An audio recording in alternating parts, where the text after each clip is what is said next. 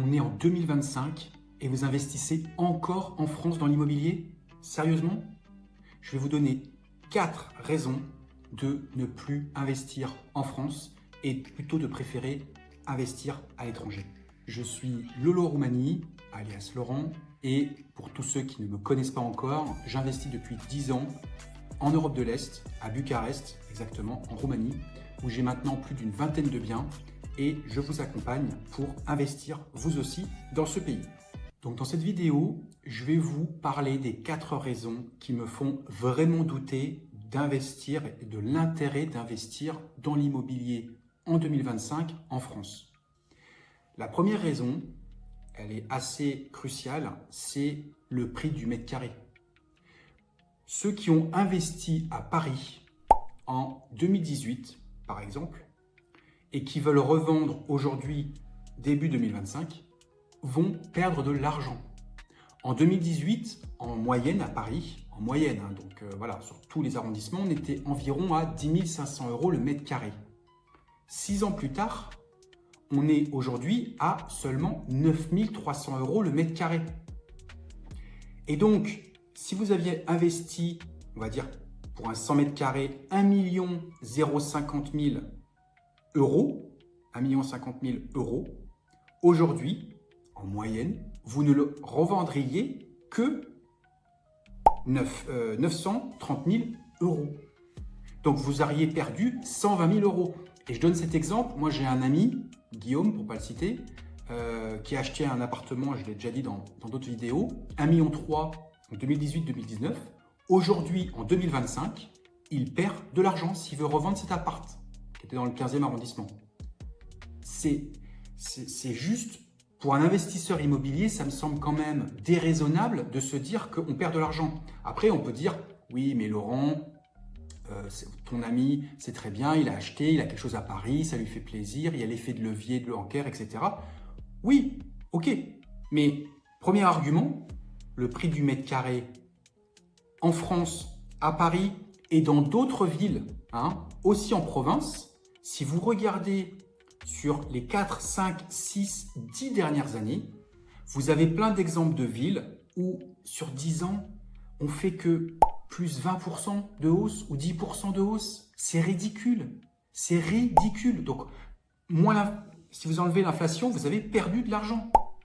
Donc, premier argument, investir en France aujourd'hui dans l'immobilier, mon point de vue, c'est que le prix du mètre carré baisse et à mon avis, et à votre avis, est-ce qu'en 2025, ça va augmenter? À mon avis, non. Vu le contexte économique, on va en parler tout à l'heure. Donc, premier argument, il y a d'autres pays, comme la Roumanie, vous voyez le petit drapeau là, mais d'autres pays, l'Espagne et plein d'autres, où le mètre carré augmente. D'accord? La deuxième raison de ne pas investir en France, ou plutôt de ne plus investir en France par rapport à il y a quelques années, c'est les lois trop protectrices pour les locataires. Les propriétaires en France ne sont pas respectés.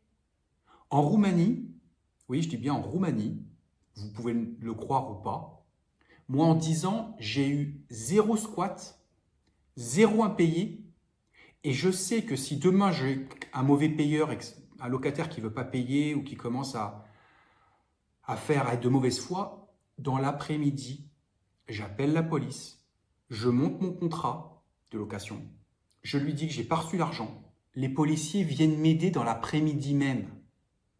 En France, vous le savez, il faut entre 1 an et 3 ans pour virer les squatteurs ou les locataires mauvais payeurs. Et d'ailleurs, qui vous rendent l'appartement dans des états qui vous coûtent des milliers d'euros. Est-ce que vous trouvez ça normal? Moi, personnellement, peut-être que vous, ça vous va. Moi, je trouve ça révoltant. Je trouve ça révoltant que les propriétaires, parce que la plupart des propriétaires ont 1, 2, 3 appartements. On ne parle pas des propriétaires nantis qui ont 50 appartements en France, d'accord? Ça, c'est dans l'imaginaire. Il y en a, et c'est très très peu. La plupart, c'est des petits pépés ou des gens, pas forcément pépés, mais qui ont 1, 2, 3 pour leur retraite, qui ont fait des efforts, des sacrifices. Et vous avez votre pays, la France, qui est aussi mon pays, by the way, qui préfère protéger les locataires, qui a une justice qui préfère protéger les locataires. Vous vous rendez compte que c'est votre propriété et vous ne pouvez pas en faire ce que vous voulez? Mais ça s'appelle le communisme en fait. C'est du communisme. Bon, moi personnellement, j'ai dit au revoir depuis 2014 à cette mentalité. J'ai encore quelques biens en France, hein, pour info, donc je peux comparer. Et je vous dis, encore aujourd'hui, en 2025, je vois tous les jours la différence, tous les mois, la différence entre le traitement des lois protectrices en France et celles qui sont en Roumanie et dans bien d'autres pays. Et ma deuxième raison, donc, c'est que, franchement, investir dans l'immobilier en France, c'est prendre des risques avec un État et une justice qui ne vous protègent pas assez. Ma troisième raison, c'est le contexte politique. Je vais vous poser une question. Est-ce que vous pensez que dans les années à venir, 2025, 2026, 2027, 2028, est-ce que vous pensez que la situation budgétaire, économique et politique de la France va s'améliorer ou va se détériorer? Je vous pose la question, calmement. Moi, je pense qu'elle va se détériorer. Elle se détériore déjà beaucoup, hein. Et moi, je ne veux pas faire de la politique, là, ce n'est pas l'objet de la vidéo. Je veux être factuel pour un investisseur immobilier. Vous avez de l'argent à mettre, vous allez toucher un héritage, vous allez, ou tout simplement, vous commencez déjà à en avoir marre et vous allez vendre, vous pensez vendre pour acheter à l'étranger. Ben, moi, je vous le dis, je suis d'accord avec vous, et si vous n'êtes pas d'accord, ben moi, je vous donne mon point de vue en tout cas. Honnêtement, la situation politique, fiscale, économique, budgétaire, etc. de la France, elle est catastrophique. Alors, on peut discuter. Moi, c'est mon point de vue, elle est catastrophique. Elle n'est pas sérieuse. Et vous le savez, en tout cas ceux qui me regardent, qui regardent cette chaîne, je pense qu'on est souvent, à mon avis, vous êtes souvent d'accord avec moi, en tout cas sur ces sujets-là. Il faut être raisonnable, hein, la France a plein d'atouts, etc. Mais pour un investisseur immobilier, c'est catastrophique. Et ça joue, parce que la politique, si demain c'est l'extrême droite ou l'extrême gauche, vous ne pensez pas qu'il va y avoir encore des hausses de taxes, étant donné que même le gouvernement Barnier, feu gouvernement Barnier, voulait également, et ça se trouve ça va être le cas dans les mois à venir en 2025, augmenter encore les taxes sur l'immobilier, à un niveau qui déjà... ça déborde quoi. Ça déborde en France, la fiscalité. On va en parler, ça sera le point 4. Mais le contexte économique et politique, la stabilité, les déficits, tout ça, quand vous investissez 50, 100, 500 000 euros, 1 million d'euros, évidemment, vous ne pouvez pas mettre tous vos yeux et vos œufs dans le même panier. Ce n'est pas possible.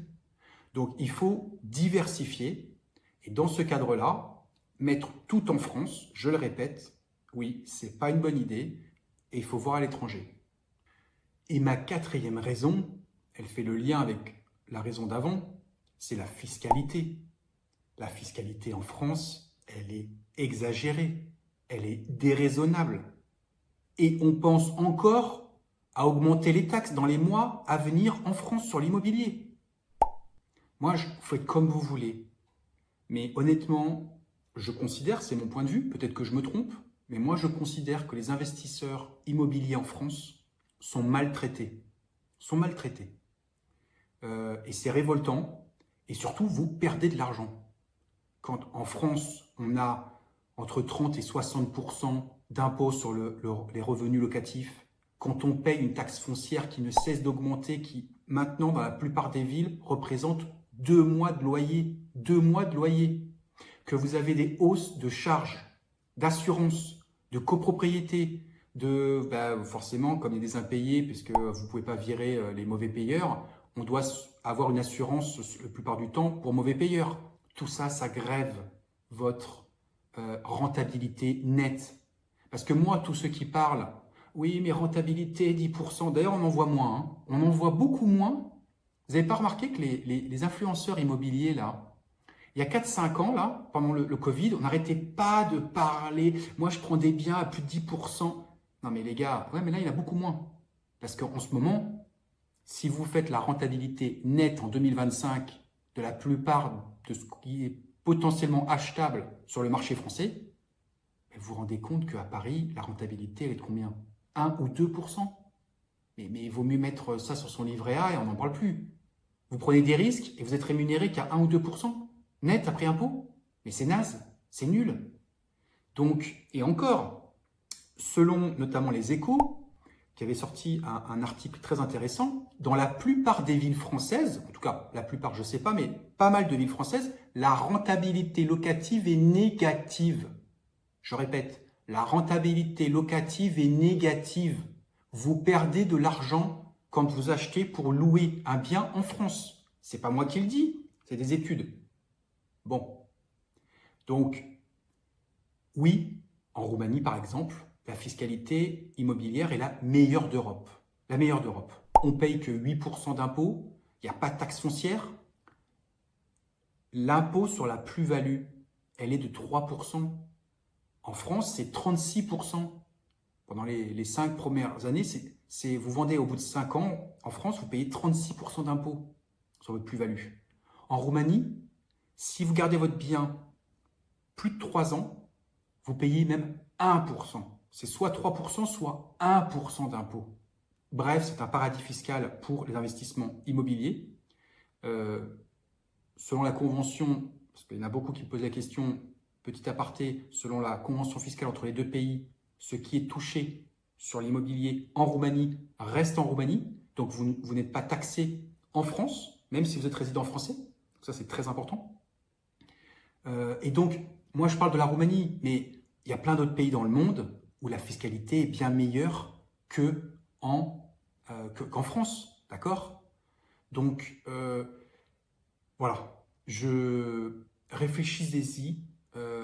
Franchement, moi, tous les mois, je vois, mais depuis 10 ans, tous les mois, je vois mes appartements en Roumanie qui me rapportent un vrai revenu locatif net chaque mois dans mon compte en banque, après impôt, et je vois ce que j'ai, mes appartements dans le sud de la France, c'est ric-rac.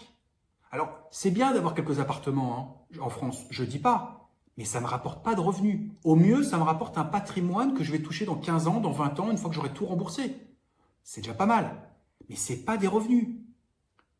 Donc, on n'est pas riche en France avec l'immobilier tous les mois. C'est faux. Ceux qui vous disent ça, les grands influenceurs, ils ont 50 appartements grâce aux formations vendues à 3 000 € que vous avez payées.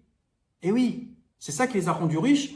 Et effectivement, quand vous avez 50 appartements, ah là, ok. Ah oui, non mais là, forcément, vous gagnez un peu d'argent, on est bien d'accord. Mais ce n'est pas avec 3 ou 4 appartements en France que vous allez toucher vraiment un revenu après impôt. Alors que en Roumanie, après 3 ou 4 appartes, ça commence à être bingo, je vous le dis, net d'impôt. Voilà, j'espère que vous avez aimé cette vidéo et mes 4 raisons. N'hésitez pas à mettre un commentaire, à liker et à vous abonner si vous aussi vous êtes potentiellement intéressé par l'investissement immobilier à l'étranger et notamment en Roumanie. Je vous dis à très bientôt pour une prochaine vidéo. Salut!